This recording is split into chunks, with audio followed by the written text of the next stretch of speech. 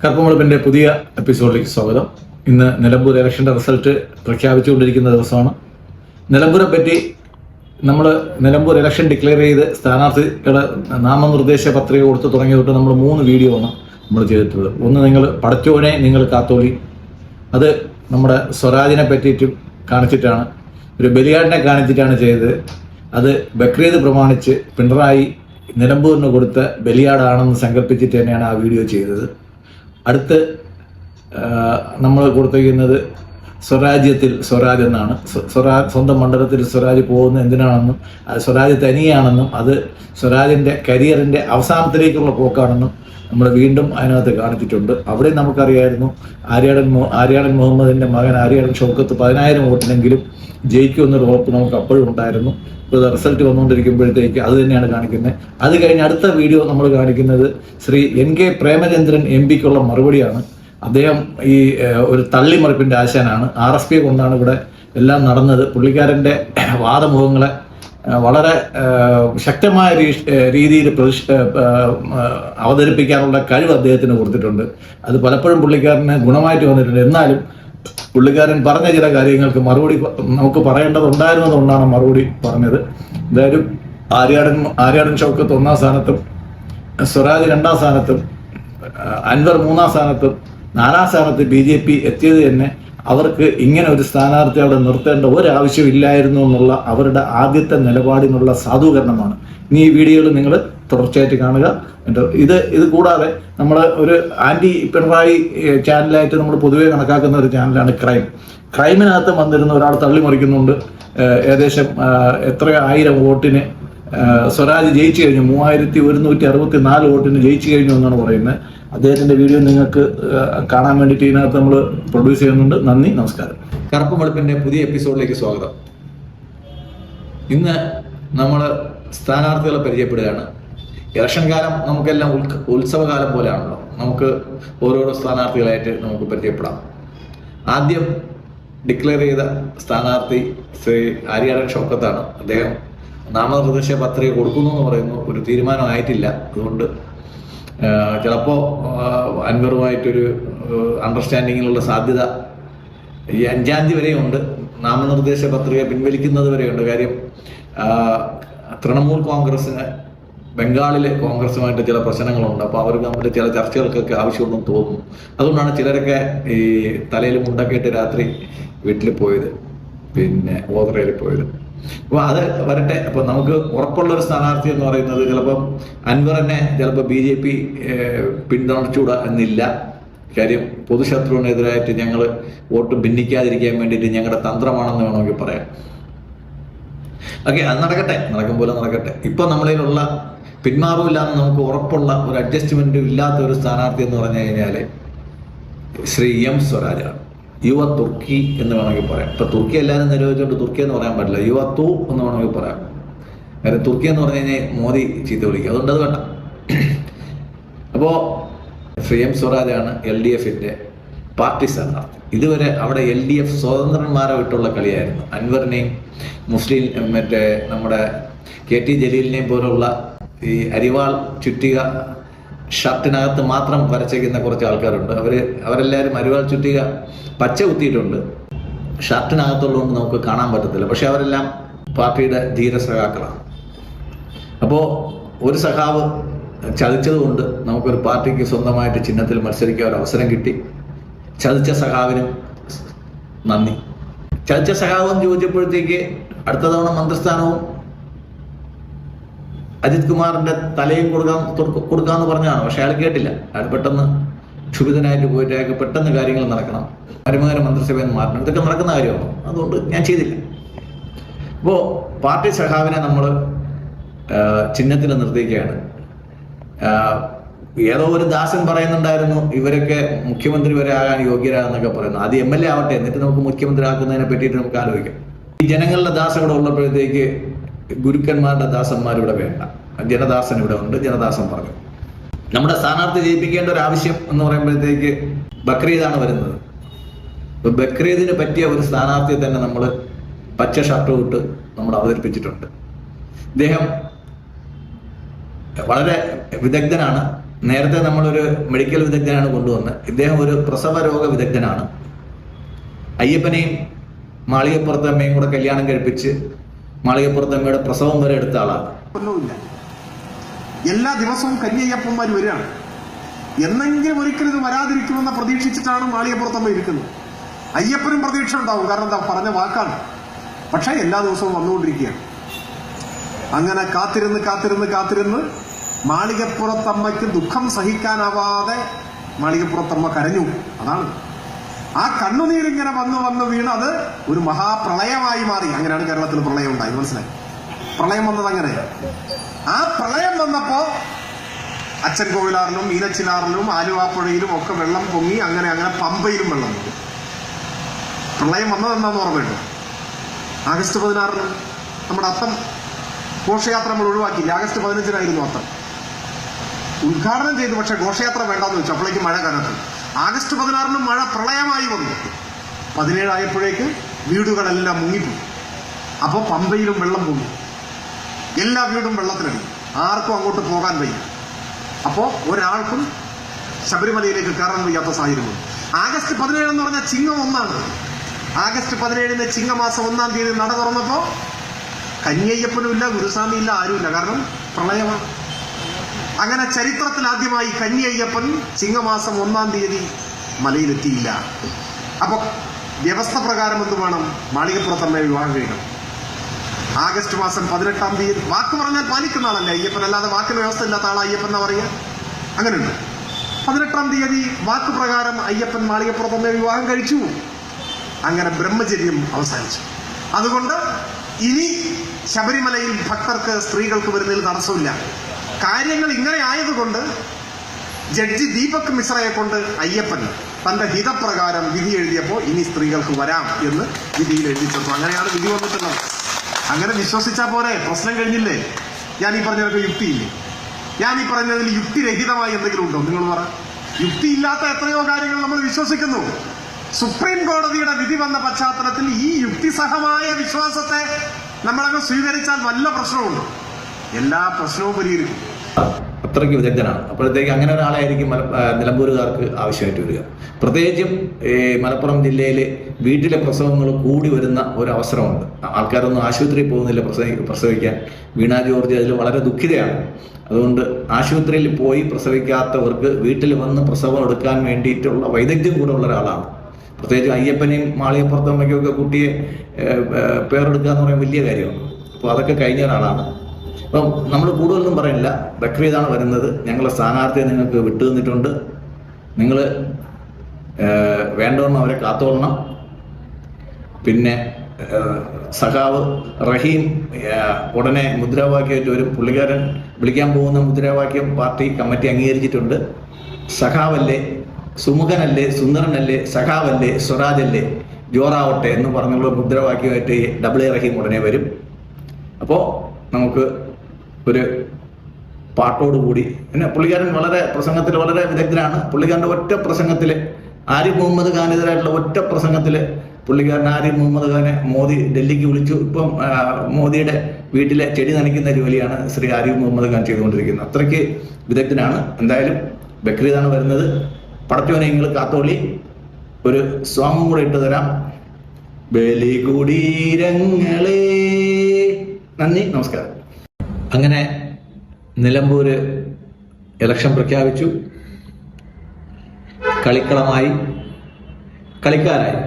ആര്യാടൻ ഷൗക്കത്ത് പല വഴികളിലൂടെ പഞ്ചായത്ത് ബ്ലോക്ക് തലത്തിലൂടെ ത്രിതല പഞ്ചായത്തിലൂടെ വളർന്ന് MLA ആയിട്ട് മത്സരിക്കുന്നു. അങ്ങനെ വരുമ്പോൾ ഇടതുപക്ഷത്തിന്റെ സിറ്റിംഗ് സീറ്റാണ്. അഭിമാനമുള്ള ഒരു സ്ഥാനാർത്ഥിയെ നിർത്തേണ്ടത് LDFന്റെ അഭിമാന പ്രശ്നമായിരുന്നു. സുന്ദരനല്ലേ, സുമുഖനല്ലേ, സഖാവല്ലേ, സ്വരാജല്ലേ എന്ന് റഹീം ആർത്തു വിളിക്കുന്നത് നമുക്ക് കേൾക്കാം. അദ്ദേഹം അയ്യപ്പനെ കല്യാണം കഴിപ്പിച്ച ശേഷം എല്ലാ ദിവസവും കന്യയ്യപ്പന്മാർ വരികയാണ്. എന്നെങ്കിലും ഒരിക്കലും ഇത് വരാതിരിക്കുമെന്ന് പ്രതീക്ഷിച്ചിട്ടാണ് മാളികപ്പുറത്തമ്മ ഇരിക്കുന്നത്. അയ്യപ്പനും പ്രതീക്ഷ ഉണ്ടാവും, കാരണം എന്താ പറഞ്ഞ വാക്കാണ്. പക്ഷെ എല്ലാ ദിവസവും വന്നുകൊണ്ടിരിക്കുകയാണ്. അങ്ങനെ കാത്തിരുന്ന് കാത്തിരുന്ന് കാത്തിരുന്ന് മാളികപ്പുറത്തമ്മയ്ക്ക് ദുഃഖം സഹിക്കാനാവാതെ മാളികപ്പുറത്തമ്മ കരഞ്ഞു. അതാണ് ആ കണ്ണുനീരിങ്ങനെ വന്ന് വീണ് അത് ഒരു മഹാപ്രളയമായി മാറി. അങ്ങനെയാണ് കേരളത്തിൽ പ്രളയം ഉണ്ടായത്. മനസ്സിലായി? പ്രളയം വന്നത് അങ്ങനെയാണ്. ആ പ്രളയം വന്നപ്പോ അച്ചൻകോവിലാറിലും മീനച്ചിലാറിലും ആലുവാപ്പുഴയിലും ഒക്കെ വെള്ളം പൊങ്ങി. അങ്ങനെ പമ്പയിലും വെള്ളം പൊങ്ങി. പ്രളയം വന്നതെന്നാന്ന് ഓർമ്മയുണ്ട്. ആഗസ്റ്റ് 16 നമ്മുടെ അത്തം ഘോഷയാത്ര നമ്മൾ ഒഴിവാക്കിയില്ല. ആഗസ്റ്റ് 15 അത്തം ഉദ്ഘാടനം ചെയ്തു. പക്ഷെ ഘോഷയാത്ര വേണ്ടെന്ന് വെച്ചു. അപ്പോഴേക്ക് മഴ കനത്തു. ആഗസ്റ്റ് 16 മഴ പ്രളയമായി വന്നു. 17 ആയപ്പോഴേക്ക് വീടുകളെല്ലാം മുങ്ങിപ്പോയി. അപ്പോൾ പമ്പയിലും വെള്ളം പൊങ്ങി. എല്ലാ വീടും വെള്ളത്തിലടി. ആർക്കും അങ്ങോട്ട് പോകാൻ വയ്യ. അപ്പോൾ ഒരാൾക്കും ശബരിമലയിലേക്ക് കയറാൻ വയ്യാത്ത സാഹചര്യം.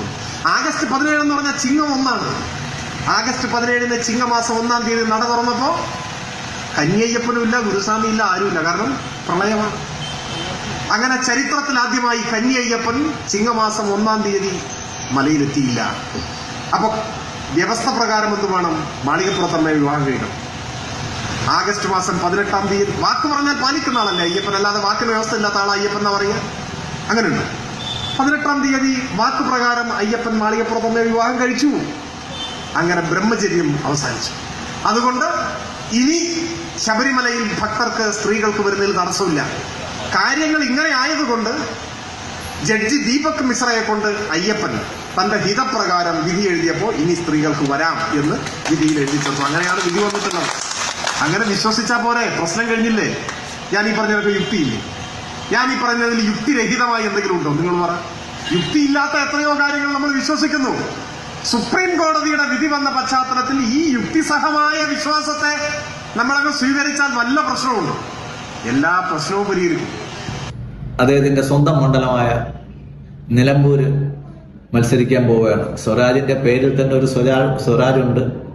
അതുകൊണ്ട് ആ പാട്ട് പാർട്ടി ഓഫീസിൽ നിന്ന് വിളി വന്നപ്പോഴത്തേക്ക് സ്വരാജ് ഓർത്തുപോയ പാട്ട് ഞാൻ നിങ്ങൾക്ക് വേണ്ടി പാടുകയാണ്.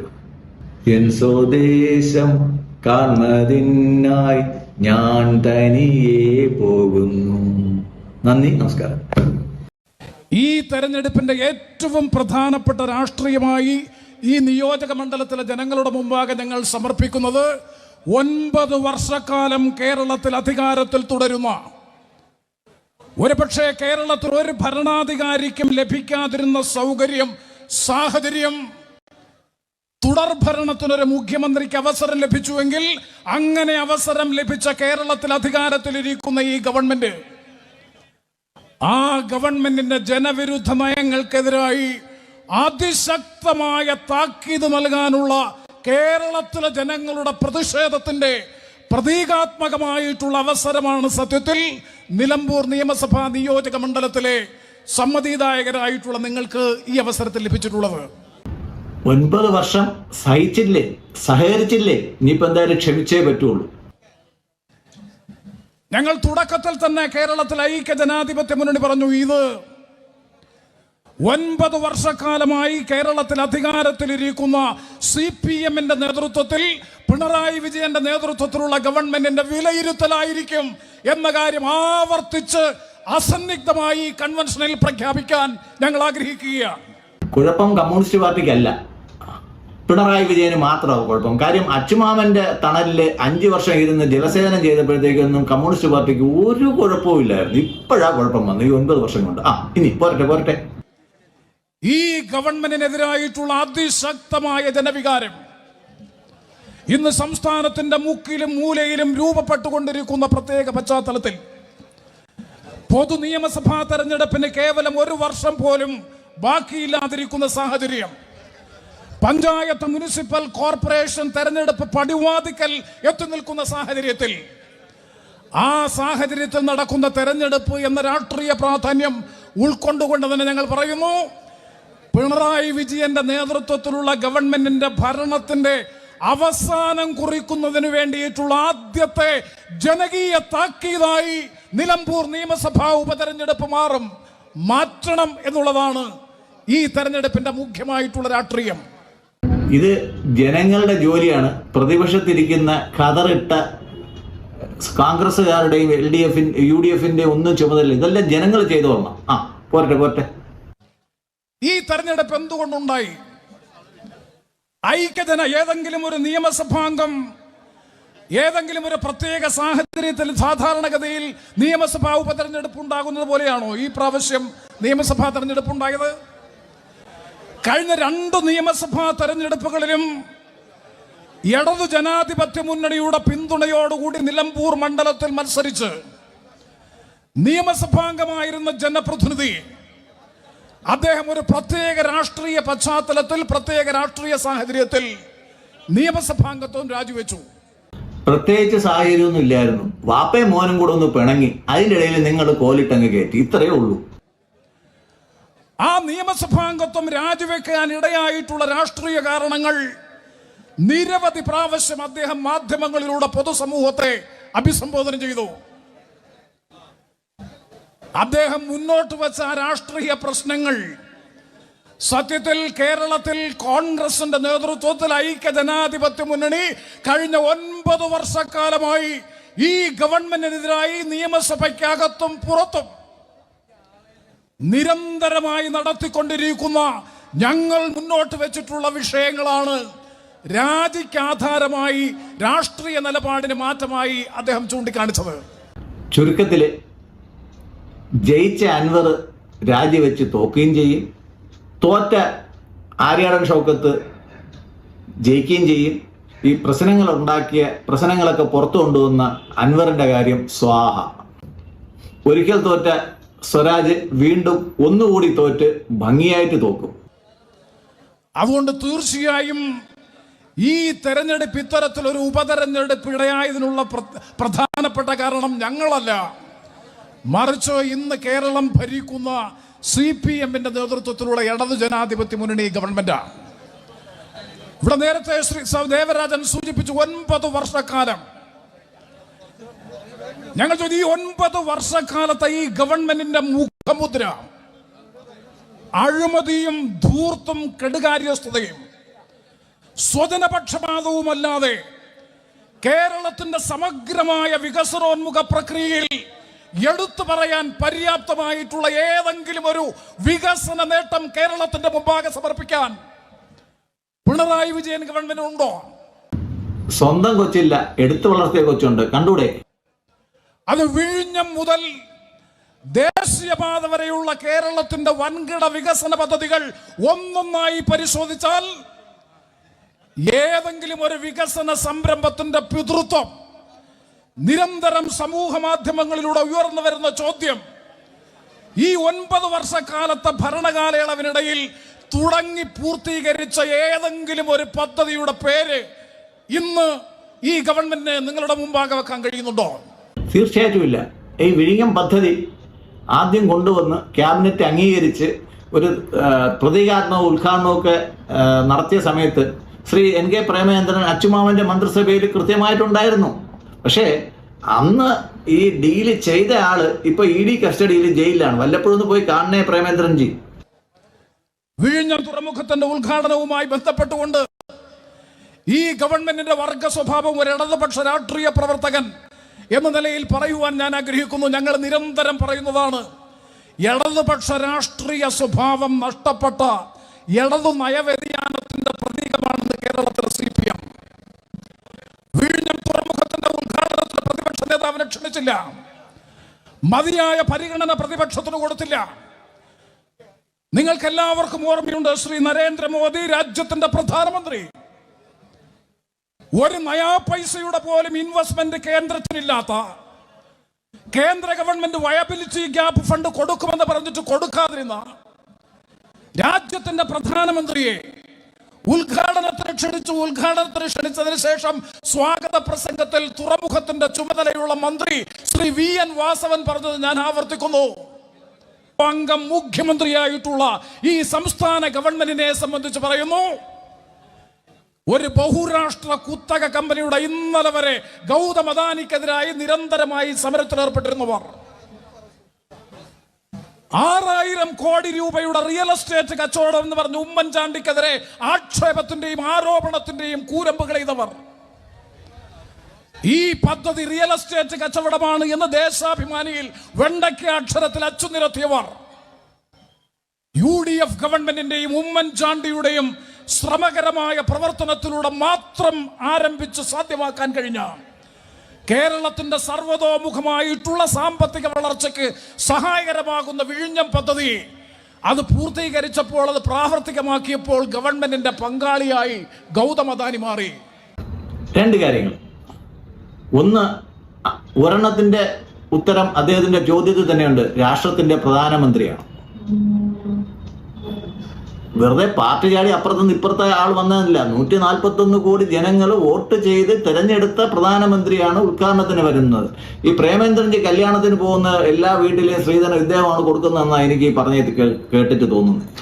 ഈ രണ്ടാമത്തെ കാര്യം, റിയൽ എസ്റ്റേറ്റ് കച്ചവടം. ശ്രീ പ്രേമചന്ദ്രൻജി അംഗമായിരുന്ന ക്യാബിനറ്റ്, അച്ചുമാമന്റെ ക്യാബിനറ്റ് 22,000 ഏക്കർ ഭൂമിയാണ് വിഴിഞ്ഞം പദ്ധതിക്ക് വേണ്ടി നോട്ടിഫൈ ചെയ്ത 22,000 ഏക്കർ ഭൂമി. ഇതിന്റെ റിയൽ എസ്റ്റേറ്റ് കച്ചവടത്തിനല്ലായിരുന്നു, അത് തട്ടുകടയ്ക്ക് വേണ്ടിയിട്ടായിരുന്നു. ഇത് ആരെ പറ്റിക്കുന്നത് നിങ്ങൾ? രാജ്യത്തിന്റെ പ്രധാനമന്ത്രി പരസ്യമായി പറയുന്നു, ഇതാണ് രാജ്യത്ത് വന്ന മാറ്റം. എന്ത്? ഒരു കമ്മ്യൂണിസ്റ്റ് പാർട്ടിയുടെ ഗവൺമെന്റ്, ഒരു ഇടതുപക്ഷ പ്രസ്ഥാനത്തിന്റെ ഗവൺമെന്റ്, സ്വകാര്യ മൂലധന കോർപ്പറേറ്റ് കമ്പനിയുടെ ഉടമ ഞങ്ങളുടെ പങ്കാളിയാണ് എന്ന് ഒരു കമ്മ്യൂണിസ്റ്റ് ഗവൺമെന്റ് പറയുന്നതാണ് കാലത്തിന്റെ മാറ്റം എന്ന് പറഞ്ഞാൽ ഇടതുപക്ഷ രാഷ്ട്രീയത്തിന് അപമാനമാണ്. അതാണ് ഞങ്ങൾ സൂചിപ്പിക്കുന്നത്. അത് തന്നെയാണ് ഞാൻ നേരത്തെ സൂചിപ്പിച്ചതുപോലെ ഈ തെരഞ്ഞെടുപ്പിന് ആധാരമായ, രാജിക്ക് ആധാരമായ കാരണമായി ഉന്നയിക്കപ്പെട്ടതും അത് തന്നെയാണ്. Sir communism പഠിച്ചിട്ടില്ലാത്തോ? കമ്മ്യൂണിസത്തിന്റെ മാർപ്പാപ്പ എഴുതിയിട്ടുള്ള ഒരു കാര്യം, മാറ്റമല്ലാതെ ബാക്കി എല്ലാത്തിനും മാറ്റം ഉണ്ടാവുന്ന, മാറ്റത്തിന് മാത്രം മാറ്റം ഉണ്ടാവില്ല, ബാക്കിയെല്ലാം മാറുമെന്നാണ് പറഞ്ഞിരിക്കുന്നത്. മാറിയേ പറ്റുള്ളൂ. അല്ലാതെ അത് അമിത്ഷായ്ക്ക് അറിയാം, വാസവനറിയാം. ഇദ്ദേഹം കൂടെ കുറച്ചു കാലം കമ്മ്യൂണിസ്റ്റ് പാർട്ടിയിൽ ഒരു കാൻഡിഡേറ്റ് മെമ്പർഷിപ്പ് ഒക്കെ എടുത്ത് പഠിച്ചു കഴിഞ്ഞാൽ അത് മനസ്സിലാവും. അതുകൊണ്ട് പാർട്ടിയുടെ സമഗ്രാധിപത്യം, പാർട്ടിക്കാരല്ലാത്തവർക്ക് കേരളത്തിൽ ഒരു നിവർത്തിയുമില്ല എന്ന സ്തുതി, അതുപോലെ കുടുംബാധിപത്യം, ഞാൻ അതിന്റെ ഒന്നും വിശദാംശങ്ങളിലേക്ക് ഈ അവസരത്തിൽ പോകുന്നില്ല, പോകാതിരിക്കുന്നതാണ് നല്ലത്. കമ്മ്യൂണിസ്റ്റ് പാർട്ടിയുടെ സമഗ്രാധിപത്യം തുടങ്ങിയിട്ട് ഇന്ന് കൃത്യം 9 വർഷമായി. അതിനു മുമ്പ് വരെ കമ്മ്യൂണിസ്റ്റ് പാർട്ടിക്ക് സമഗ്രാധിപത്യമേ ഇല്ലായിരുന്നു. എത്ര കാലം കമ്മ്യൂണിസ്റ്റ് പാർട്ടിയുടെ ആഫീസിൽ കിടന്ന് ഉറങ്ങിയ ആളാണ് ഈ പറയണതെന്ന് കേട്ട് കഴിഞ്ഞാൽ നമുക്ക് തന്നെ ചിരി വരും. ബഹുമാനപ്പെട്ട കേരളത്തിന്റെ പ്രതിപക്ഷ ഉപനേതാവ് ബഹുമാനപ്പെട്ട ജനാബ് PK കുഞ്ഞാലിക്കുട്ടി സാഹിബും ഈ വേദിയിൽ എത്തിച്ചേർന്നിട്ടുണ്ട്. വളരെ സന്തോഷത്തോടെ പറയുമ്പോൾ അതും പറയണം. കർത്തായുടെ കണക്ക് പുസ്തകത്തിൽ പേരുള്ള ചെന്നിത്തലാജിയുടെ കൂടെയും അന്തരിച്ച OC-യുടെ കൂടെയും പേരുള്ള ഒരേ ഒരു വ്യക്തിയാണ് നമ്മുടെ ജനാബ് കുഞ്ഞാലിക്കുട്ടി സാഹിബ്. ഞാൻ സ്വാഗതം ചെയ്യുന്നു. ഞാൻ എൻ്റെ സംസാരം ചുരുക്കുന്നു. ഞാൻ സൂചിപ്പിച്ചത് പാർട്ടി സമഗ്രാധിപത്യം, കുടുംബ സമഗ്രാധിപത്യം, ഗുരുതരമായ അഴിമതി ക്രമക്കേട് കേരളത്തിന്റെ ബഹുമാനപ്പെട്ട മുഖ്യമന്ത്രി. ഇന്നലെയാണ് അഴിമതി ഉദാഹരണങ്ങൾ ഏതെങ്കിലും ചൂണ്ടിക്കാണിക്കാൻ കഴിയുമോ എന്ന് ചോദിച്ചു. ഈ അഴിമതിക്കൊക്കെ എതിരായിട്ട് കഴിഞ്ഞ 9 വർഷത്തിനിടയ്ക്ക് പ്രതിപക്ഷത്തിന്റെ കയ്യിലുള്ള ഭരണഘടനാപരമായിട്ടുള്ള ഏറ്റവും വലിയ ആയുധമാണ് അവിശ്വാസ പ്രമേയം. ഈ 5 വർഷത്തിനിടയ്ക്ക് ഒരു അവിശ്വാസ പ്രമേയം കൊണ്ടുവന്ന് ഈ കാണിച്ച നിയമലംഘനങ്ങളെല്ലാം നിയമസഭയിൽ കയറി പരിശോധിക്കാനും ചർച്ച ചെയ്യാനുള്ള ഒരു അവസരം 5 വർഷം ഉണ്ടായിരുന്നു. ഈ 4 വർഷത്തിനിടയ്ക്ക് ഒരു അവിശ്വാസ പ്രമേയം കൊണ്ടുവരാൻ നിങ്ങളെ കൊണ്ട് സാധിച്ചിട്ടുണ്ടോ? UDF-നെ കൊണ്ട് പറ്റില്ല. കാര്യം കുഴൽനാട് എണീക്കുമ്പോഴത്തേക്ക് ചെന്നിത്തല ഇരിക്കും, ചെന്നിത്തല എണീക്കുമ്പോൾ കുഴൽനാട് ഇരിക്കും. ഇത് ആരുടെ കുഴപ്പ? ഞങ്ങളുടെ കുഴപ്പ. ഇവിടെ പറയാൻ, വിശദീകരിക്കാൻ സമയമില്ല. വരും ദിവസങ്ങളിൽ നമുക്ക് ചർച്ച ചെയ്യാം. എത്ര അഴിമതിയാണ്. ഏറ്റവും ഒടുവിൽ 2.74 കോടി രൂപ എറണാകുളത്തെ സ്വകാര്യ കമ്പനിയിൽ നിന്ന് ഒരു സേവനവും നൽകാതെ മകൾ കൈപ്പറ്റി എന്ന് പറഞ്ഞ് സെൻട്രൽ ബ്യൂറോ ഓഫ് ഇൻവെസ്റ്റിഗേഷൻ കേസെടുത്ത് കോടതിയിൽ ചാർജ് ഷീറ്റ് ഫ്രെയിം ചെയ്തിരിക്കുന്നു. കേരളത്തിന്റെ മുഖ്യമന്ത്രിയുടെ മകൾക്കെതിരെ. കേരളത്തിന്റെ ബഹുമാനപ്പെട്ട മുഖ്യമന്ത്രിയുടെ principal secretary Shri Sivasankaran, principal private secretary Shri Sivasankaran 105 ദിവസം കൽത്തുറുങ്കിനകത്ത് കിടന്നു. ആരാ പ്രിൻസിപ്പൽ പ്രൈവറ്റ് സെക്രട്ടറി? മുഖ്യമന്ത്രിക്ക് വേണ്ടി പ്രവർത്തിക്കുന്നയാൾ. ഇതിനൊക്കെ എതിരായിട്ട് സമരം ചെയ്യണമെങ്കിൽ നമ്മൾ ശ്രീലങ്കയിൽ നിന്ന് സമരനായകരെ കൊണ്ടുവരേണ്ടി വരും. ഇവിടെയുള്ള UDF നേതാക്കൾക്കൊന്നും ഇതിനുള്ള സമയമൊന്നും ഇല്ല കേട്ടോ. പിന്നെ കുടുംബാധിപത്യം, സമഗ്രാധിപത്യം എന്ന് പറഞ്ഞു കഴിഞ്ഞാൽ ഇതൊന്നും ഈ RSP ബിക്കകത്ത് ഇല്ല. അത് ഒരു ബി എന്ന് പറയുമ്പോൾ ബോൾഷെവിക്കാണ് കേട്ടോ. അത് പിന്നെ വേറൊന്നുമല്ല. അത് ബി എന്ന് പറഞ്ഞാൽ ബോൾഷെവിക്കാണ്. മറ്റൊരു പ്രിൻസിപ്പൽ സെക്രട്ടറി കിഫ്ബിയുടെ ചെയർമാൻ KM എബ്രഹാം, ആ മുഖ്യമന്ത്രിയുടെ രണ്ടാമത്തെ പ്രിൻസിപ്പൽ സെക്രട്ടറിക്കെതിരായി CBIയുടെ കേസ്. എന്തിനേറെ പറയുന്നു, കരുവന്നൂരിൽ ഇന്ത്യയുടെ രാഷ്ട്രീയ ചരിത്രത്തിൽ ആ കേസിന്റെ മെറിറ്റ്സിനെ സംബന്ധിച്ച് ഡീമെറിറ്റ്സിലേക്ക് ഒന്നും ഞാൻ പോകുന്നില്ല. ഇന്ത്യയുടെ രാഷ്ട്രീയ ചരിത്രത്തിൽ ആദ്യമായി ഗുരുതരമായ അഴിമതി ആരോപണത്തിന് CPMന്റെ മുൻ ജില്ലാ സെക്രട്ടറിമാർ, 3 ജില്ലാ സെക്രട്ടറിമാരെ കൂടാതെ പ്രതി ചേർക്കപ്പെട്ടിരിക്കുന്നു. Communist Party of India Marxist Party എന്ന നിലയിൽ ഗുരുതരമായ അഴിമതി ആരോപണവുമായി ബന്ധപ്പെട്ട് ചാർജ് ചെയ്യപ്പെട്ട കേസിൽ പാർട്ടി പ്രതിയായിരിക്കുന്നു എന്ന് പറഞ്ഞാൽ അതിനുമപ്പുറത്തേക്ക് അഴിമതിയുടെ ഉദാഹരണങ്ങൾ കേരളത്തിന്റെ ബഹുമാനപ്പെട്ട മുഖ്യമന്ത്രിക്ക് വേണോ? ഇത് നിലമ്പൂരെ പറയാൻ പറ്റത്തുള്ളൂ. ലോക്സഭയിൽ ചെന്ന് പറഞ്ഞു കഴിഞ്ഞാൽ തൊട്ടടുത്തിരിക്കുന്ന രാധാകൃഷ്ണനാണ് പ്രതി, കഴുത്തിന് കയറി പിടിക്കും. അവിടെ കൂട്ടുകാരാണല്ലോ, ഒരുമിച്ചാണല്ലോ ചായ കൂടിയൊക്കെ. നടക്കട്ടെ. അങ്ങനെ സകല മേഖലയിലും ഞാൻ ആവർത്തിച്ചു പറയുന്നു, ഒരു അധോലോക മാഫിയ സംഘം. കേരളം ക്രമസമാധാന തകർച്ചയുടെ നാടായി മാറിയിരിക്കുന്നു. ഞങ്ങളുടെ ജില്ലയിൽ ഈ കഴിഞ്ഞ 6 മാസത്തിനുള്ളിൽ നടന്നിട്ടുള്ള കൊലപാതകങ്ങൾ, മകൻ ഉമ്മയുടെ കഴുത്തറുത്ത് കൊല്ലുന്നു, മകൻ ആത്മഹത്യ ചെയ്യുന്നു, മുത്തച്ഛന്റെയും അമ്മയുടെയും കഴുത്ത് ഞെരിച്ചു കൊല്ലുന്നു, 5 പേരെ കൊന്നു തള്ളുന്നു ഒരു കുടുംബത്തിൽ, 3.5 വയസ്സുള്ള പെൺകുട്ടിയെ ഭീകരമായ പീഡനത്തിന് വിധേയമാക്കി പുഴയിലൊഴുക്കുന്നു. പ്രാകൃതമായ കൊലപാതകങ്ങളുടെ നാടായി കേരളം മാറുന്നു. 9 വർഷം പിന്നിടുമ്പോൾ കേരളത്തിന്റെ മുഖ്യമന്ത്രി പരിതപിക്കുന്നു. മുഖ്യമന്ത്രി അടക്കം CPMന്റെ നേതാക്കൾ മുഴുവൻ പറയുന്നു, ഇന്ന് കേരളം രാസലഹരി മരുന്നിന്റെ പിടിയിലാണ്. ഞങ്ങൾ ചോദിക്കുന്നു, 2016 ശ്രീ ഉമ്മൻചാണ്ടിയുടെ നേതൃത്വത്തിലുള്ള UDF ഗവൺമെന്റ് അധികാരം വിട്ടൊഴിയുമ്പോ അതിശക്തമായ നടപടികൾ സ്വീകരിച്ചിരുന്നത് കൊണ്ട് ലഹരി മരുന്ന് മാഫിയ നിയന്ത്രിക്കപ്പെട്ടിരുന്നു. 9 ബാറുകൾ ഉണ്ടായിരുന്ന സ്ഥലത്ത് 900-ലധികം ബാറുകൾ കേരളത്തിൽ. മദ്യവും മയക്കുമരുന്നും രാസലഹരി മരുന്നും കേരളത്തിൽ 9 വർഷക്കാലം കൊണ്ട് അതിന്റെ വിപണനം, വ്യാപനം കേരളത്തിന്റെ വളർന്നു വരുന്ന പുതിയ തലമുറയുടെ ബൗദ്ധിക ശേഷിയെ പോലും തകർക്കുന്ന നിലയിൽ, കേരളത്തിന്റെ സമസ്ത പുരോഗതിയെയും തകർക്കുന്ന നിലയിൽ ഈ കേരളം മാറി. പറഞ്ഞു വരുമ്പോഴത്തേക്ക് നമുക്ക് തോന്നും ഈ രാസലഹരിയൊക്കെ കൊടുക്കുന്നത് ബിവറേജസ് വഴിയും ബാർ വഴിയാണെന്ന്.